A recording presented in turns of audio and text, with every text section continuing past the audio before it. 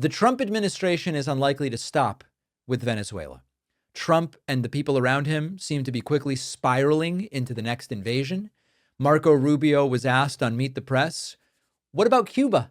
Is Cuba a problem? And Marco Rubio, kind of read between the lines here, although you don't have to do much reading between the lines. Yeah, Cuba.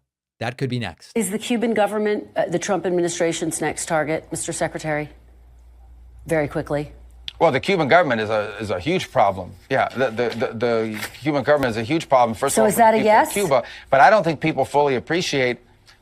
I think they're in a lot of trouble. Yes, I'm not going to talk to you about what our future steps are going to be and our policies are going to be right now in this regard, but I don't think it's any mystery that we are not big fans of the Cuban regime, who, by the way, are the ones that were propping up Maduro. His entire, internal security force, his internal security apparatus is entirely controlled by Cubans. One of the untold stories here is how, in essence, you talk about colonization, because I think you said Dulce Rodriguez mentioned that. The ones who have sort of colonized, at least inside the regime, are Cubans. It was Cubans that guarded Maduro. All right. So, yes, Cuba is in a lot of trouble, and we may go there next.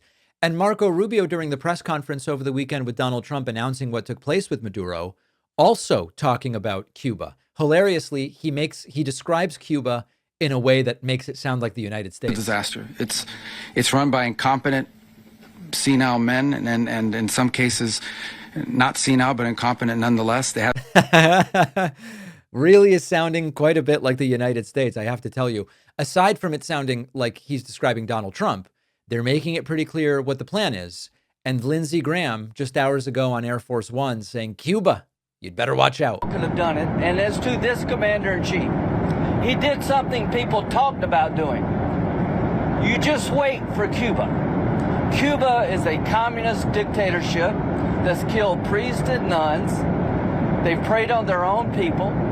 Their days are numbered. We're going to wake up one day, I hope in 26, in our backyard, we're going to have allies in these countries doing business with America, not narco-terrorist dictators killing Americans.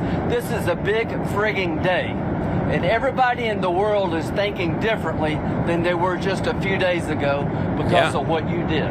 They're thinking Trump is genuinely nuts. This goes back to a foreign policy idea. There is a camp that believes the most valuable trait when it comes to foreign policy is a president that no one can predict, and that makes others be careful, keeps people in line, this sort of thing.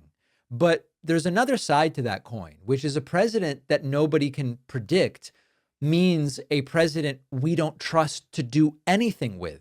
And as we've seen, Donald Trump just backs out of deals he doesn't like or says, I don't care if we're in NATO, we're not coming to the defense of this, that, or the other country. And so what they believe is a feature actually is a bug to the detriment of the United States. But they're making it clear. I mean, you got to hand it to Rubio and Lindsey. They want Cuba.